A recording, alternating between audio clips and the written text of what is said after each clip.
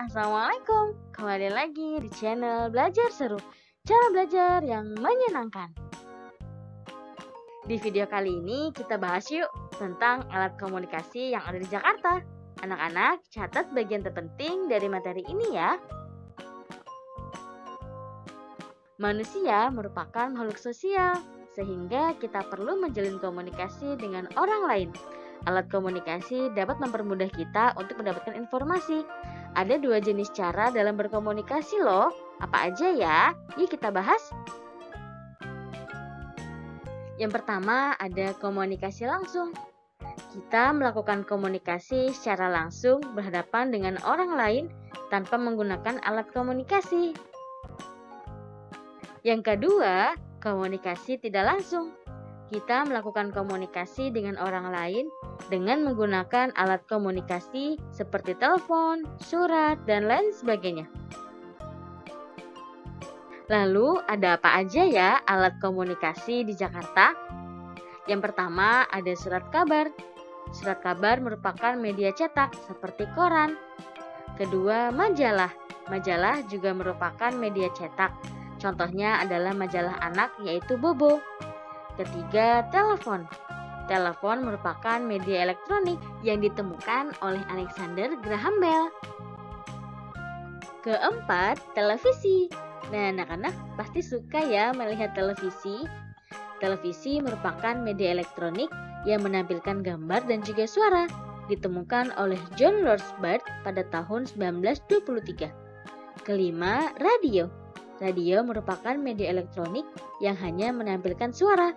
Ditemukan oleh Marconi dari Italia pada tahun 1895. Keenam, internet. Internet merupakan media elektronik yang menampilkan berbagai informasi yang lebih bervariasi. Nah, anak-anak sudah tahu ya beberapa jenis alat komunikasi yang ada di Jakarta.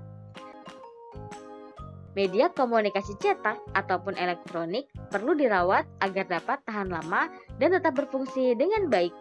Selanjutnya kita bahas yuk cara merawat alat komunikasi. Yang pertama, kita bahas dulu cara merawat media komunikasi cetak. Media komunikasi cetak umumnya terbuat dari kertas, misalnya buku, koran, majalah, dan tabloid. Kertas mudah rusak seperti sobek atau dimakan ngengat. Cara merawat media komunikasi cetak, yang pertama, tata buku, koran, majalah, dan tabloid pada rak berdasarkan tema buku agar mudah ditemukan. Jaga rak agar tetap bersih, kering, dan harum ya. Kedua, clipping artikel-artikel dari koran, majalah, dan tabloid yang dianggap penting. Ketiga, beri sampul pada buku agar terlihat lebih indah dan menarik serta tidak mudah rusak ataupun sobek. Keempat, setelah selesai membaca buku, koran, majalah, atau tabloid, kembalikan lagi buku bacaan yang telah kamu baca ke rak buku.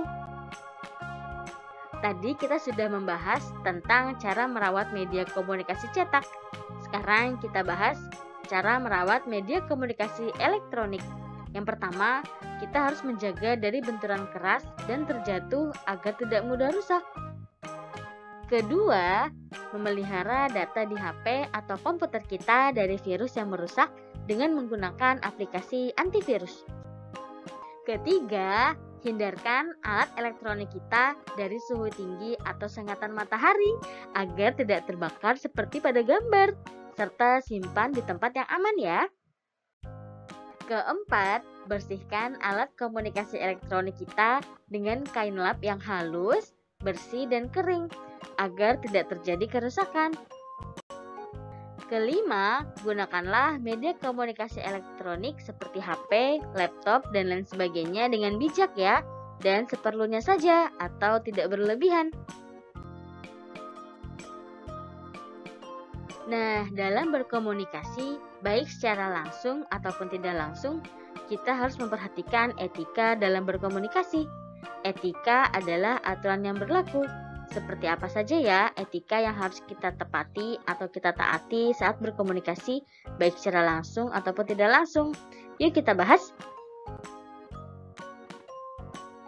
Etika berkomunikasi secara langsung, yang pertama, Berbicaralah dengan memandang wajah lawan bicara, tidak memalingkan wajah atau membelakangi posisi lawan bicara. Kedua, berbicaralah dengan sopan, jelas, santun, dan diselingi dengan senyuman. Ketiga, tidak memotong pembicaraan. Dengarkan pembicara atau ucapan lawan bicara hingga selesai, serta berikan kesempatan lawan bicara untuk berbicara.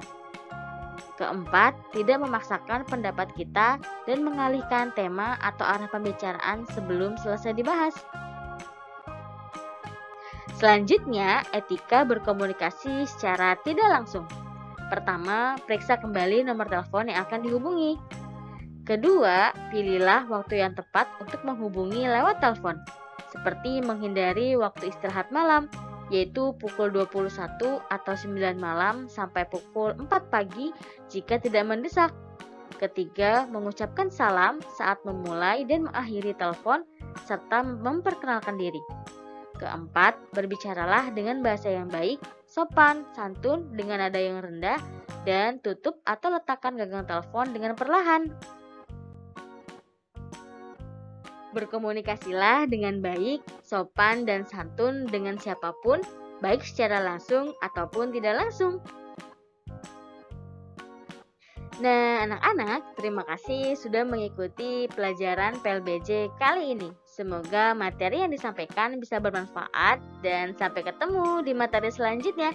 Dadah!